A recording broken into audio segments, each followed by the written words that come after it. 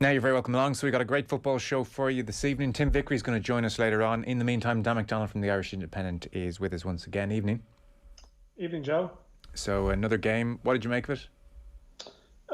Yeah, I mean it was better, but obviously the bar is set very low, and like these friendlies are what you make of them really as much as anything. I think like the importance levels were increased by what happened on Saturday, and like this is just this is where we are. Like if Josh Cullen's header goes in the injury time, does that make things dramatically better? I mean, it kills the statistic, and that's great, but it doesn't erase the memory of Saturday either.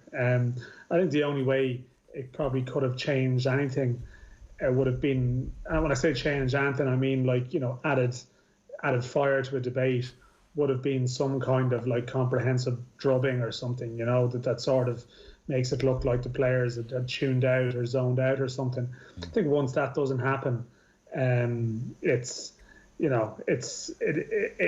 like it was, I don't know, like I don't think anything that happened is necessarily going to change anyone's opinion, but it was a sort of a sparky performance, and I sort of felt, at this stage of the game, it probably, you just like there was enough in it to suggest, okay, I wonder have some lessons been learned from Saturday. Might he lean on some experienced players again in the autumn? Maybe does he feel he went too far too soon with some of that? Maybe that's speculating, but I think beyond that there's not a huge amount more you can say. Certainly illustrated a togetherness as well, and a backing of Kenny with their efforts. I mean, this was not a team who are losing faith, you would say, on the evidence of the performance. No, like, and I don't know. I'm not sure if that was something that like was sort of in question, really. It wasn't especially. No. I didn't hear anyone suggesting that it was the case. But I suppose when you're heading towards your 11th match without a win, you might look for signs of that. And I think it's just worth making the point. If anyone didn't catch the game, there are certainly no signs of that whatsoever. No, and listen, I suppose there is a sense that maybe there was players with a point to prove to him. It doesn't necessarily always mean that it's an endorsement in some respects. There's also a sense of maybe there was a bit of, in some cases, a bit of anger, or if that's maybe a strong word, sort of a determination to prove him wrong, maybe. I don't know. Like that's taking a leap to some degree in some respects, but it's there was interesting comments afterwards. In some respects, maybe what was said afterwards was as interesting as the game itself, and James McLean did speak about the fact that the Saturday was a low, that Seamus Coleman had some words to the group on Sunday that the manager had as well, and that maybe like this is extremely positive slant in it, so you have to be very careful to overblow it. But is it a point in the road to some degree, Luxembourg? that maybe that everyone sort of evaluate, and maybe it was no bad thing that they had a couple of days in camp afterwards. Whereas I've sort of heard some people maybe suggesting it was the last thing the players wanted. And listen, I'm sure there was a couple of them thinking that way as they got on the flight. But maybe that Luxembourg wasn't the last memory of this trip. It's probably a good thing, and maybe that's the best thing about the game, rather than anything that happened within the game. That like this is still a group that ultimately still hasn't had a huge amount of time together, and the October and November camps, there was people coming and going all the time with COVID and all sorts of stuff that we were waiting on test results and that type of thing. Whereas at least with this one, everything probably happened on their terms, as much as anything. And when you have like a new coach and a new goalkeeping coach, maybe a couple of days in Hungary, David Ford is even around the camp as well, I see too, like in his role, that maybe the extra couple of days together to thrash out Luxembourg and to hopefully talk over what happened in a constructive manner is maybe better than everyone getting on a plane on Sunday morning and going home to stew over whatever it is they think happened and whatever they think was to blame. So maybe maybe last night was more worthwhile than we might think. And a last one on the performance, because I think there is a danger of reading too much into what happened. Who was better, or what was better about the performance when you say it was better? Well, I think, there was just a bit more spark about it, it was a bit more spark in the attacking departments. I think maybe, listen, it's a different type of game. I mean, Qatar were taking it pretty seriously. It's one thing I would say. They're taking all these games pretty seriously. Didn't make any changes until the 80th minute. They put out, they had players playing last night with over 100 caps, or, upwards of 80 caps. And because they're the World Cup host, I think they're taking these games pretty seriously. But in saying that, there's no points on the board. So there's a danger of it, as I said, of overanalyzing it. But I think, there was a recognition of the fact that the approach on Saturday was far too slow. It was too laboured. There was a little tactical switch. The fact that rather than having two up front, it was more like three up front, really, or two in behind. And I think that was better. I think Shane Long's pace was a better option, as much as he still didn't take the chance that came his way. I mean, he had that header, I think, was it against Wales in the autumn as well, that Sitter he missed in the game. Like Shane Long, as we know what he offers. He's just never been consistently clinical enough, which is just frustrating. Yeah. But the outlet that he provided was a better balance than the Collins-Robinson partnership on Saturday, that Horgan and, Brady, as it was initially, and he then went off. But the idea of almost try and compensate maybe for the issues in that central attacking creative role. What you had a situation the other day was, Collins and Robinson coming short, and then Brown almost just not really, in almost a bit of a no man's land. You had a better look of it the other day with Horgan and Brady, who were actually quite comfortable dropping into those positions. But then when Ireland didn't have the ball, they almost split wide to make it, a front three in terms of trying to press the opposition coming out. It just looked a bit better. So that would be certainly something. And as has been pointed out elsewhere, there's obviously various benefits of the sort of urgency, intensity, of McLean, Darragh O'Shea on the left of the back three, more comfortable on the ball than Kieran Clark, no doubt. So they didn't get sort of penned in that area maybe as they might have the other day. But it was also, it must be said too, that the game was pretty loose at times as well. There was a lot of space still, and there were Ireland have conceded some goals in this game, in this break to shots from outside the area. Qatar had other efforts which also could have scored. They could also have scored from, and we might be having a different discussion. But the flip side of that is that Ireland also had their moments, and it really was a game that could have swung either way. But it did become a bit of a friendly in the last 25 minutes as well too. The first hour was a bit helter-skelter, but sort of enjoyable, in a certain way. And I think you get the sense that people watching it found it more enjoyable than Saturday. I don't know what your feeling on it was, but that seemed to be a common view. Yeah, I couldn't comment too strongly, certainly. I mean, if we were chatting in the pub, I might give you a view, but I was watching here and doing the show, so I'd be stretching too much, really. But certainly there looked to be a lot more zip about the thing, for sure. And the wing-backs, every time I looked at the match, were much further up the pitch than Saturday. And, as you've given various reasons as to why that might be. I think it'll also be memorable last night for the goal and for Stephen Kenny's attitude post-match, because if he was somewhat, shell-shocked and disappointed on Saturday night after the result against Luxembourg, which is understandable, he was most certainly coming out fighting post-match last night, and he came out fighting even in his press conference on Monday. So initially it started with the Tony O'Donoghue interview, and it was kind of interesting. There was a moment in it where Tony, half remarked, "It's a pity we didn't see the training ground routine on Saturday," which I thought was a totally legitimate point to make.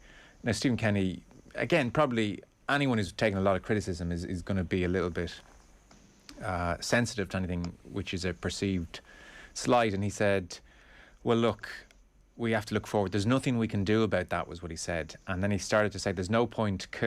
And he stopped. I suspected he was about to say, there's no point kicking us when we're down, but maybe he was saying something else. And then, he was saying, hey, look, it's only 6 months since the first match. We're implementing a completely new style. We let ourselves down against Luxembourg. We're kicking ourselves for that. The other performances have been good. He said he maintains we deserved a point against Serbia. And he said tonight, as in last night, quite decent. A lot of players did well. And then he's sort of, you suspect he'd wanted to get this off his chest for a while, or had been thinking this, and maybe he feels he's been, this notion that he can't win games has been thrown at him for obvious reasons, I suppose. And then, apropos of nothing, sort of said, look, I'm used to winning every week. I won the league 4 years in a row. For 5 years, hardly lost any matches. Under 21s, hardly lost any matches. And you've everyone coming out of the woodwork now, wanting to kick us when we're down. And he went on to say, we're going to formulate a very good squad, and I'll be part of that. I'll be managing that. It was really strong. And then in the press conference, we have a clip. Gavin Cooney of the 42 asked him a question, and again you'll hear the response here, very strong and coming out punching, I think. Have a listen. Now, to be honest with you, Gavin, I've experienced a lot in my life, and I feel really strong. To be honest with you, it doesn't hurt me, because you know what, I don't care. I know what I'm doing, very clear what I'm doing, real clarity in what I'm trying to implement. And I don't care what anyone says. I'm very clear what I want to do, and it's irrelevant to me what other people think, to be honest with you. But there are people coming out of the woodwork that want to kick us while we're down, and that's very evident, and maybe that's to be expected. But some people have turned very quickly, and I think we will get back on track, and we will have give the Irish supporters a team that they can be really proud of. The question, by the way, was all the criticism since Saturday bothering him, affecting him, upsetting him? That was the question from Gavin Cooney, and so as you heard there, he said not at all. Who's he talking about? Who's coming out of the woodwork? Who's turned? I don't know. I mean, listen, I suspect some of it probably does bother him. When people obviously answer that way. Who's turned? I don't know. I mean, I think there was a specific line in his press conference on the eve of the game, which to me appeared to be a response to an Eamon Sweeney column, I think, in our newspaper, in the Independent. I think he had a line maybe suggesting that some of the young players, he listed out a couple of the young players and suggested a couple of them would be back in the League of Ireland in a couple of years' time. And Kenny had a reference that was pointed to that. Beyond that, I'm not entirely sure. I mean, there's been a couple of curious contributions the last couple of days. I mean, Owen Hand come into the mix. Owen Hand, it shouldn't matter whether someone has a good relationship with someone. They give their opinion. It shouldn't be that way. That someone who's deemed to be supportive then says something critical, and that's that's some kind of betrayal. I did find some of the content slightly bizarre. I think the Owen Hand was quoted as suggesting that Stephen Kenny maybe should be an academy coach. I mean, Stephen Kenny has never been an academy coach, other than some time he spent with St Pat's when he was younger, and obviously with his job at the 21s, his life has been with senior players. And actually, you speak to people, he's not regarded as someone who's like a coach on the training ground, a coach of young players. So I found that pretty strange. I think beyond that, I don't know. He was asked about Tony Cascarino comments in the press conference the other day. There is no doubt. Cascarino said he was tactically ignorant, I think was the word. Okay. Yeah, tactical ignorance. So, but this is part, obviously, of the gig. That the senior international team is very interesting to a lot of people. Now, well, it's very important to a lot of people as well, and it does go with the gig. Would it be in keeping with Stephen Kenny, even from his League of Ireland days and beyond, and what you know of the last year? Would it be in keeping with his approach to be very on top of what's being said in the media? Well, I suppose the one thing you would say is that for the last 5-6 years of his career, it's generally only been good press, so he didn't necessarily have to respond to much, in terms of criticism. I think probably in his time at Shamrock Rovers, and I think he obviously would have been pretty aware, I think, of what was written as that fell apart a bit. Like most managers, again, this stuff is analysed, when you're going badly. Like Martin O'Neill paid attention to absolutely everything. Trapattoni paid attention to absolutely nothing. McCarthy is sort of suspected of somewhere in between, and I think it would appear to me that Kenny is paying attention to stuff, but I can't say that with certainty. Well, and he would say that's not necessarily healthy. I don't. I was just going to say I don't. Yeah. Based on his reaction there, I think it does bother him the same way it would bother me, the same way it would bother you, the same way it would bother a huge percentage of people. How could it not? Yeah. Like, how could it not bother you? You want it to go well. You care so much about it. You want people to respond the right way to what you're trying to do. So you're going to be aware of how it's being received, and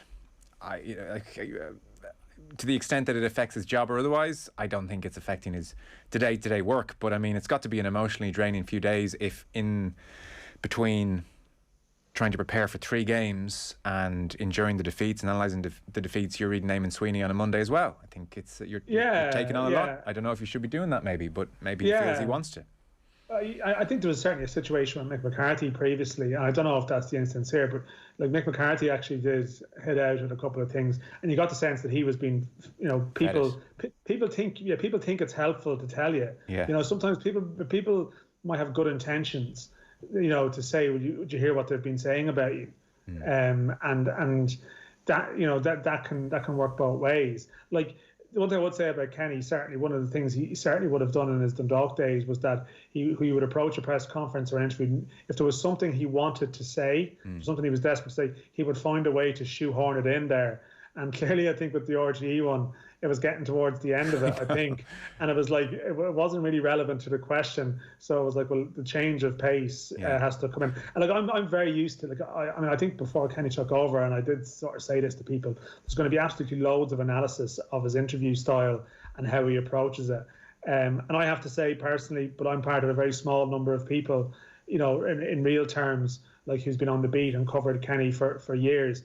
I haven't found a single thing surprising. Like there's not a single aspect. You can analyze, aspects of should he been paying attention to this or that. But what I'm talking about is like the mannerisms, the hesitancy, all this stuff that people are now scrutinizing and saying, what does this mean? Always under pressure. That was always going to happen, but it's not something that really is relevant in my view, because that is actually his personality. And anyone who has hired him or given him a contract of some description, should know his personality. Like, I always go back to the story of like a player who was signing for Dundalk who was basically talking to someone about going there, and they were sort of warned to expect like the occasional silences and the hesitancy and all of that, and that they couldn't get their head around it.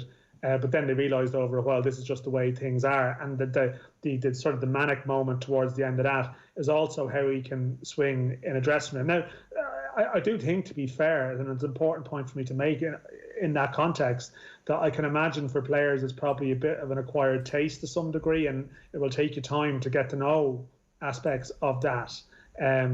But like, I think there's an overall analysis sometimes of his interviews. Just you see his pause there. He didn't know what to say. It's like he could be like that after a 5-0 win over Cove Ramblers, on a Tuesday night, and you could ask him an innocuous question about something, and the same pause might come in.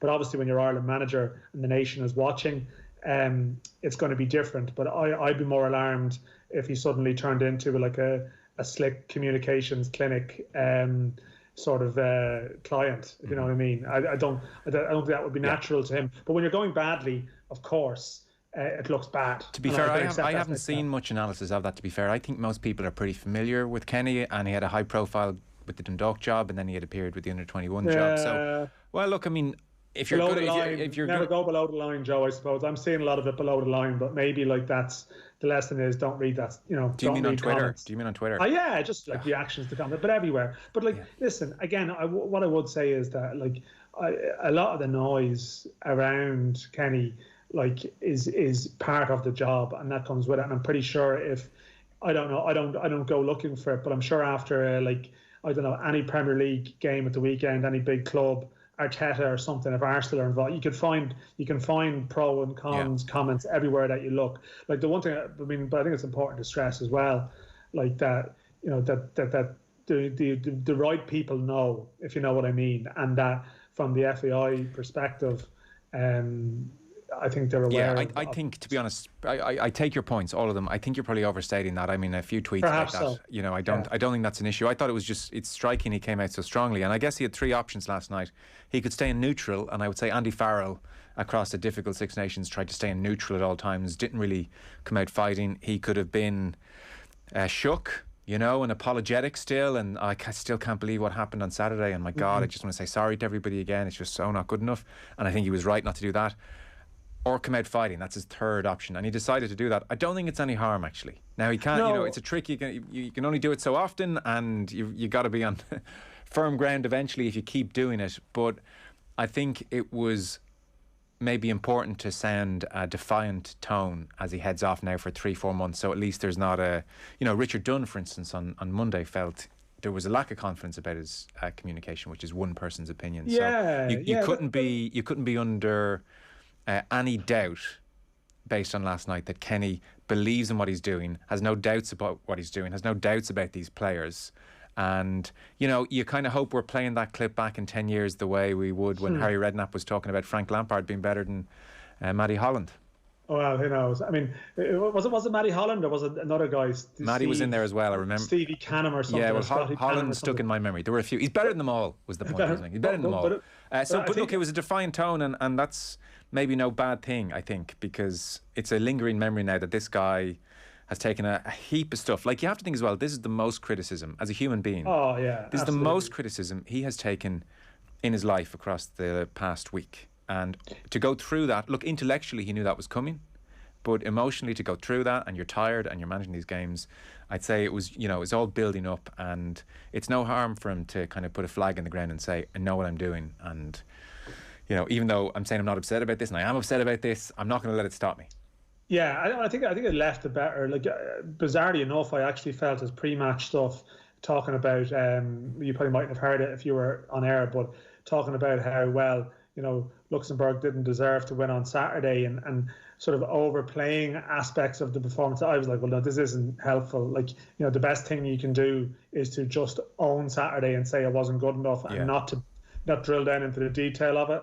That didn't necessarily help. But no, you are true. Like, this is like he did make a point, and I think that clip there, he's been through a lot in his life. Like, I think he has been sacked 3 times before, and in particular the Dunfermline one, and actually way more so the Shamrock Rovers one, like, profoundly affected him. Like, you know, the Rovers one, like, it looked like, you know, there might be no way back for him temporarily. It was that scarring an experience. So he has been through some stuff, and I think that's worth pointing out. But like, clearly, you know, he felt like, as I said, it struck me as a this was something he was going to do regardless, and, you know, he was doing it for a reason. And, you know, maybe some people did need to see that, maybe did need to see it, but, like, you know, there's obviously a lot of commentary around. I just hope he's not paying, like, too much attention to it. Like, even like, there's some suggestion that, you know, his job might have been in the balance if they didn't win last night, and that type of talk. I mean, that's just not.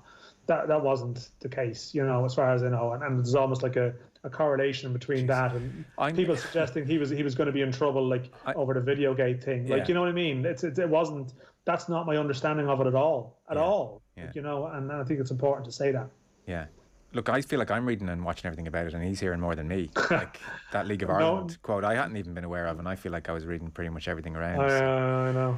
No more Ireland, Luxembourg. Yeah. So look, I guess to put a bow on this week, it's ultimately incredibly disappointing, and you have to feel Ireland should have beaten Luxembourg, and there's no two ways about that. And, you know, maybe the more experienced team might have got it done, and you know, to use we've said so many pundits on the last couple of days, you know, as David Myler and Kevin Kilban said, you physically have to earn a right to play as well, and there's a game knowledge that experience helps you with, and maybe Josh Cullen and Knight together was asking a lot, and you know, all of these factors flying around, so it's very regrettable ultimately, and yet there are lots of mitigating factors. The injuries, you know, the 11 games thing, it doesn't fully add up for me. But, you know, it was interesting listening to Chris Sutton with Ken Hurley on 5 Live the other evening, and, like, it's hard to argue against someone when they're just throwing 11 games, 4 goals at you over and over again. But I mean, we're literally waking up on days of those games, and, like, a handful of players had been ruled out because they tested positive overnight or they'd been close contacts. I mean, it was a complete mess. as we all know, on a whole host of fronts. And, you know, the number of changes he's had to make with injuries and all of this stuff is going to take time. So there are a huge number of mitigating factors, coupled with the fact that we were too easy to play against, that we were poor on the ball under not much pressure, the fact that we were too deep against Luxembourg in particular, that there is variation required, that maybe a bit more experience would have helped get the job done in the short term, as well as allowing us to blood this generation he so believes in, which is great in my opinion. So there's still lots of criticism within there as well, but there are lots of mitigating factors, and it's quite a jury's out kind of a position. I don't really agree with anyone who feels too strongly that like this really is not working because of all those mitigating factors. But I also don't agree with someone who would turn around and say, "Oh, there's no criticism here. I mean, if you just don't see what's happening, and you know he's done everything right, and it's all going to plan, you just need to chill out." Because those two entrenched views are out there. Like it is more central than that. There's definitely valid criticism of what's going on here, and there are worries, but equally, there's a lot of nuance as to why they're happening. So that's kind of my overarching where I'm feeling about the whole thing at the moment, trying to be fair. I think there's loads of views out there. I sometimes think some of the entrenched views are being caricatured in some respects. Like there's no doubt. Listen, the results. You know, the stats are permanent to some degree. Like no wins in 11 isn't good. And as I said, the Irish job. There's you talk about Chris Sutton or whatever. People dip in and out of it. Like there's probably been people commenting on it over the last week. You dip in and out of it. You know, some of them might even be ex-Irish internationals, and that's absolutely fine because like this is we can't pretend that everyone is following it 24/7 as it is, and that's why like there's an outside perception issue. But then I sometimes hear people say to me, "Well, people over in England are looking at this going, oh, well, that's not what it's about here." You know, I sometimes felt at times when you hear previous managers speak, they're speaking to an English audience all the time in terms of what am I trying to do with these players. Like we know there's more to the broader picture than that, but of course there's valid concerns to be raised. You know, like there's where are you in that front? Where am I? Well, listen. My overall position is that it's far too soon for anyone to be drawing conclusions, and that he absolutely gets the campaign. And Geez, if you took that as my question, of course he gets the campaign. Like anyone who's pulling the trigger before the end of the campaign, that's an outrageous position, I think. No, I just mean you say there's criticism and there are concerns. I mean, I'm sure when he got the job and you were very hopeful things would go well, as we all were, you weren't banking on where we are now. So when you say of course there are concerns, where are you on that front? Well, I think there was a very interesting. I think last night, right, the press conference was obviously overtaken by the whatever you want to call it. Is it a rant, or how do we declare it? You know, as sort of a defiance. Defiance is a better word. It's very interesting, but there was other stuff buried into it. There was one line actually barely's even been reported. Might do a piece around it. Like he did have a line at one stage to say, well, I'm bringing a lot of young players in, and maybe not all of them have been ready, or words to that effect. Right. And you sort of do wonder, you know, that is a lesson of Luxembourg. Perhaps a recognition that, okay, this broader mission is correct, but did he try and do too much too soon in that regard?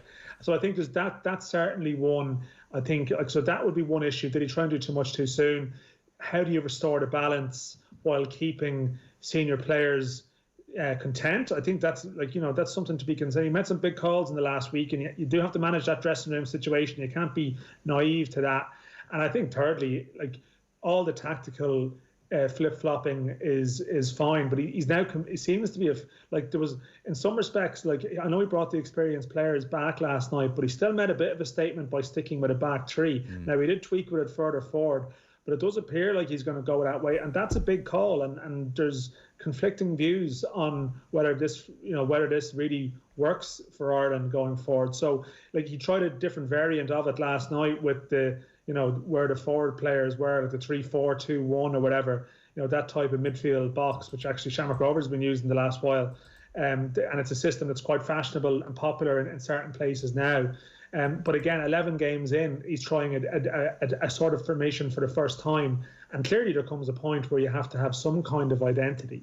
So I think my concern would be around some of those issues. And I really do think that this summer camp that they have and the two friendlies they have, I actually think it's really important, because every single engagement that Kenny's had with his players so far has been pressurised in some shape or form. And in terms of integrating new staff and all of this, and I think the opportunity to go away somewhere for a period of time with you know, and there will obviously be still pressure around the games and so on, but just not to the same degree. And they're not getting on a plane 2 days later to go somewhere and they get to spend the time. I really think that's going to be very important. I really do. And well, when you're trying to change the style of play, I think you just need that stint in particular. But what it also does, to be fair, it also removes an excuse in the autumn as well. Yeah. I think if an excuse so far is that, well, he hasn't really had the time, you know, players coming and going, like 2 days, 48 hours prep for a game. Once he gets that camp in the summer and time together, presuming like a good number of players turn up and so on, then to be fair, you have to be fair and say it's less of an excuse in the autumn if players don't appear to be sure of what's been asked of them. Yeah. So like that's an important point to make. Yeah, that's very fair. Dan McDonnell of the Irish Independent, thanks a million. Thanks, Joe. Cheers. That's Dan McDonnell there. We have Tim Vickery on the way. Obviously, in South America, things not progressing at all. A bit of a thuddering halt to their situation given the COVID situation. So Tim's going to fill us in on all of that in a moment. Football on Off the Ball is with thanks to Paddy Power. For information on responsible gambling, visit gamblingcare.ie.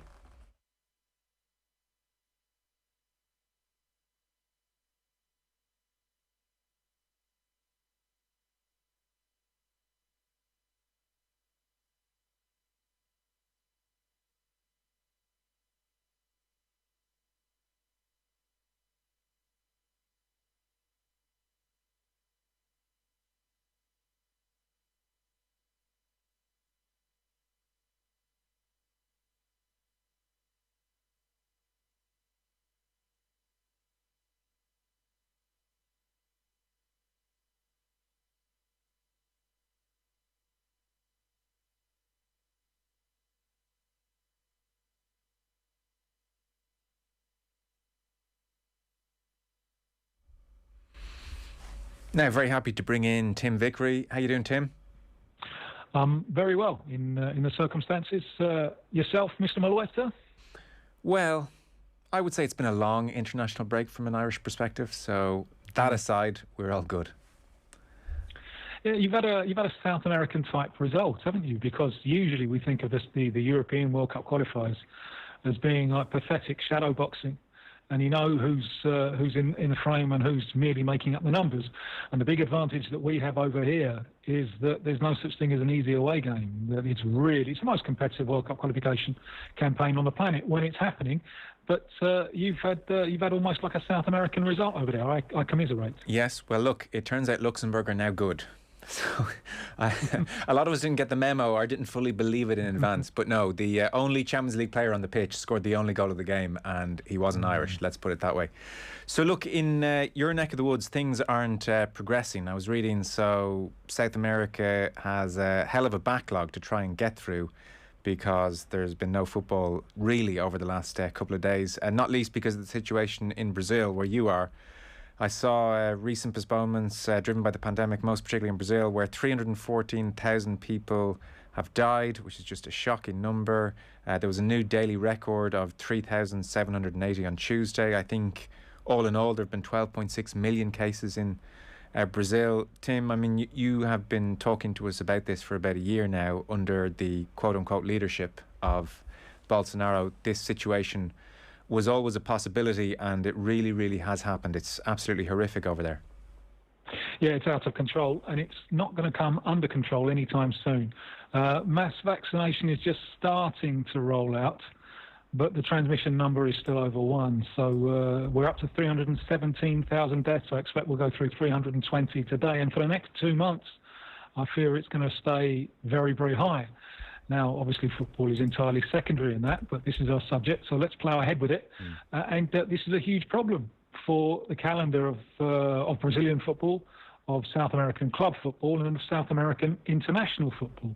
There were two problems, I think, two main problems stopping World Cup qualification from going on over these days. One was the difficulty of getting players released from Europe. because if they have to have quarantine on the way back, there is no obligation for the clubs to release them.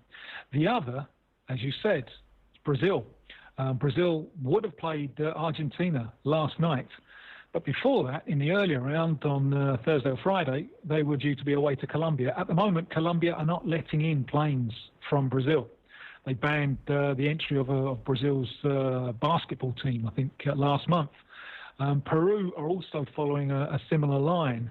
Now, that makes it difficult for the Copa Libertadores, South America's Champions League, to go ahead. We're some 2.5 weeks, 3 weeks away from the group phase in that, with 32 teams crisscrossing the country.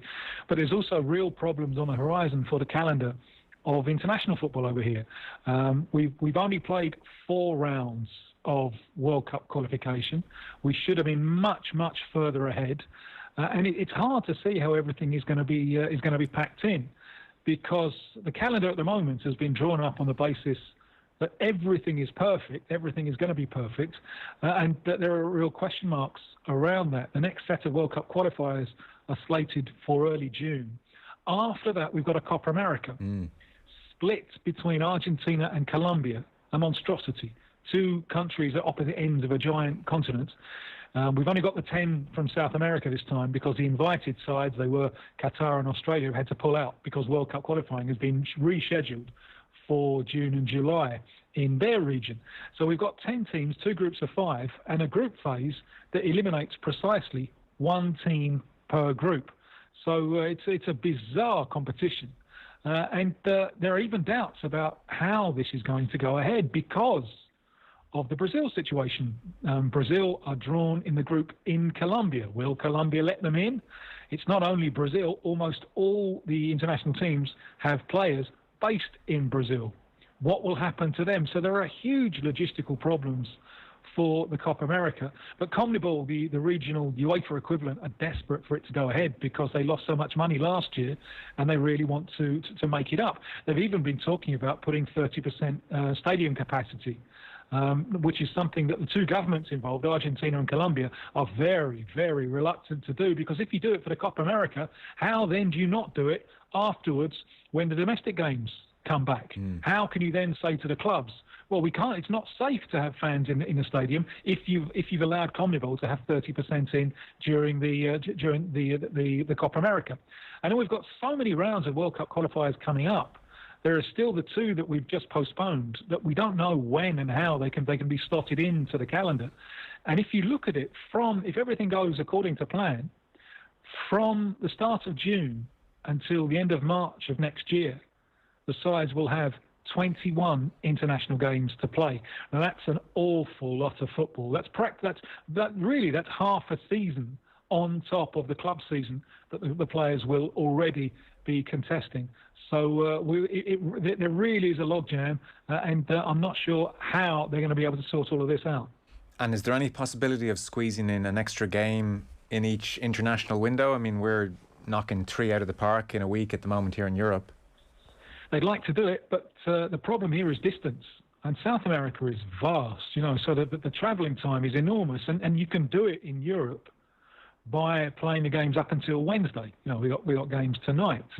South America doesn't do that. It usually plays its last game on Tuesday as a stop to the European clubs, so there's more time for the players to get back. So the logistical problems are harder. And the common sense thing to do would be to scrap this year's Copa America, play it later, and use that time, if possible, to catch up on all the World Cup qualifiers. But CONMEBOL, as I say, they get so much of their income from the Copa America, they're very, very reluctant to do it. So it's a common sense perspective from everyone, unless you're CONMEBOL and you're looking at their balance sheet. Where is Brazil likely to be when it comes to COVID, say around the time of the next World Cup qualifiers, early June? I don't think we're going to see a great deal of progress. We will have had a mass rollout of vaccination by then. At the age of 55, I certainly hope that I'll be vaccinated by then. But it takes a good 3 weeks for the full effect, even of the first dose, to come in. At the moment, we're in a period, we're in the middle of a kind of 10-day period in many cities of greater social restrictions. It's bringing it down a little bit, but not enough. The transmission rate is still over 1. So that means 100 people are infecting 112 others.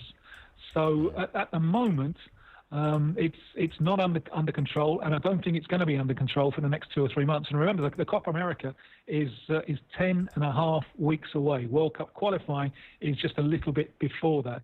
So it's a tight schedule that we're working to. I saw a quote from Bolsonaro earlier this month. You might give me context. Did he tell Brazilians to stop whining? Yes. And was he talking about restrictions there, or just whining at how bad it's got? Or surely this wasn't as heartless as it reads? It was. He was talking about whining about people dying.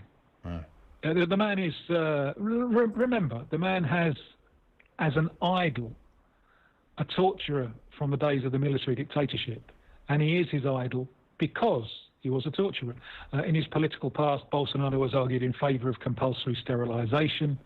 It is an extraordinary situation that a man such as this is in charge of one of the largest countries in the world. I always suspected that it was going to be a disaster, but the level of heartlessness. I mean, in his lives that he does on social media, he even imitated a person suffocating, and there are lots of people dying because they are suffocating. It's horrendous. I mean, he's in a situation now where he is under enormous political pressure that's beginning to form. Obviously, the opposition are not going to go out onto the streets. It's not safe to go out onto the streets. The only people who want to go out onto the streets are the people who support him. So that political pressure is not as visible as it might be, but he is under pressure. And you would have thought. Now, remember, March the 22nd of last year, he said that the overall death toll from COVID in Brazil would not reach 800. December the 11th of last year, he said that the pandemic was right at the end in Brazil. He's wrong, and he's wrong, and he's wrong, and he's wrong. And what's happening now is a lot of sectors of the business class are turning against him because, more important to them perhaps than lives being lost is money being lost, and Brazil is becoming an international pariah. And one would have thought, Bolsonaro and his far-right cronies, they go on and on and on about patriotism, on and on about it.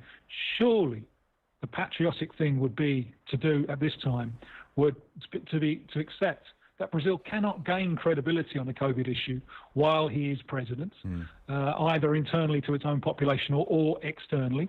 And the patriotic thing for him to do would be to resign. But that doesn't seem to be on the table at the moment. I'm beginning to doubt the patriotism of this man. I don't know about you, John Alloy. When's his term up? Because I've never seen a guy more likely to try and seize power and not leave office. October of 2022, and that's a big issue at the moment because he's asking for more support from the armed forces. He wants the armed forces to openly be supporters of his political project. Now, he refers to my army. Now, the armed forces don't belong to the government, they belong to the state. And this has just forced the resignation of the defence minister, who was a general himself, a far-right general. But the defence minister's position is that the institutional role of the army is not to support any government. In protest at the defence minister being sacked, the heads of all three of the armed forces, they were just about to resign, it seems, and they were sacked. So Bolsonaro will fill these positions with members of the armed forces who are more in line with his political project. There's a real danger of a rupture inside the armed forces.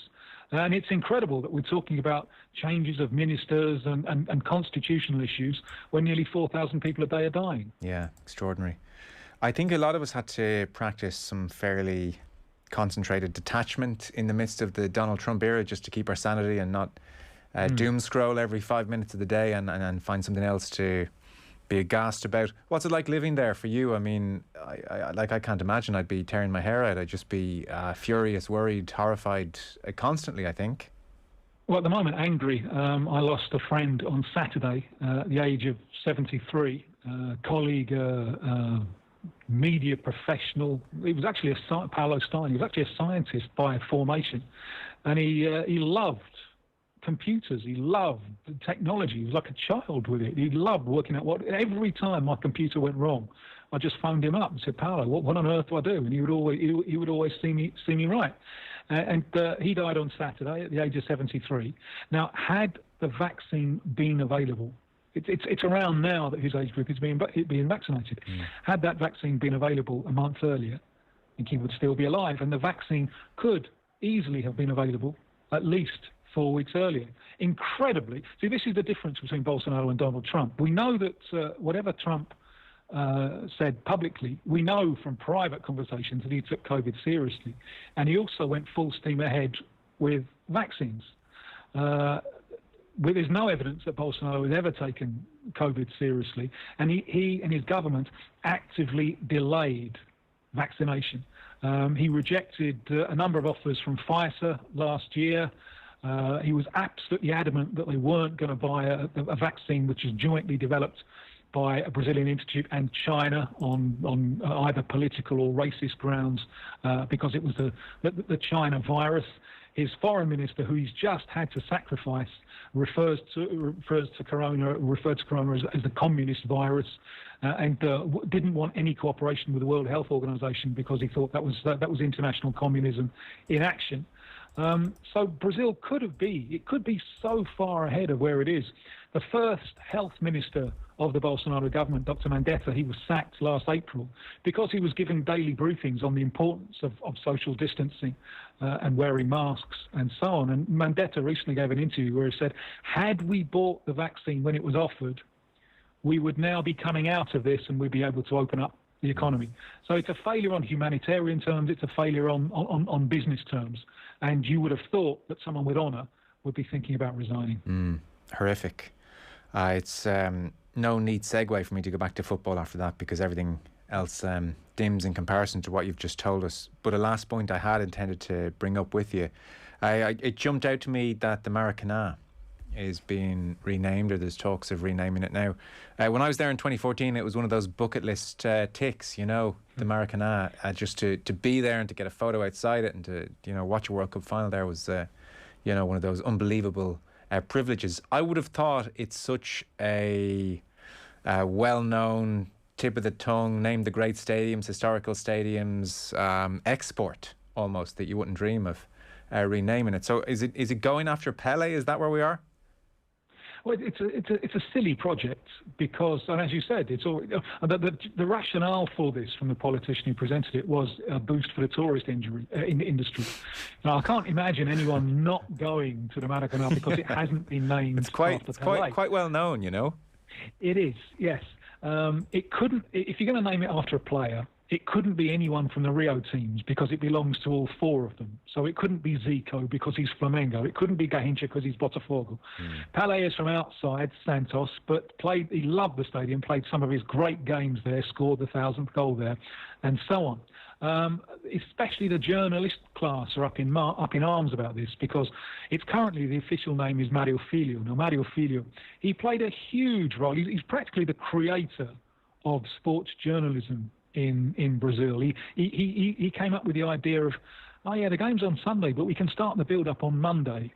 And he fought like mad for the stadium to be built and for the stadium to be built where it is. There are alternative proposals, horrible proposals, for an out-of-town stadium. Mario Filho fought tooth and nail for it to be situated where it is, just north of the city centre, like some giant spaceship which has landed. So the journalistic class are up in arms about this. It still hasn't been fully ratified, so it still may be changed. And some have been saying that the best thing that could happen would be for Pelé to say, thanks for the thought, but I'd rather not. But I think the truth of the matter, Joe Malloy, is that whatever happens, people aren't going to call it the Mario Filho or the Pelé Stadium. They're going to call it the Maracanã, as they should. The Sports Direct Maracanã. Yeah. See, I'm only ever going to call these places the proper names if they pay me to do it. So as far as I'm concerned, Arsenal Stadium is the Emirates. If they want me to pronounce it properly, I think they have to pay me. I think that's the way these things should work. It's only fair. Listen, no, it's great to talk to you. Stay safe. I mean, it does sound horrendous there. I know it's tough all over the world, but goodness me, I'm sure it's very stressful. So take it easy. Take care of yourself. Yeah, I've got a lovely flat.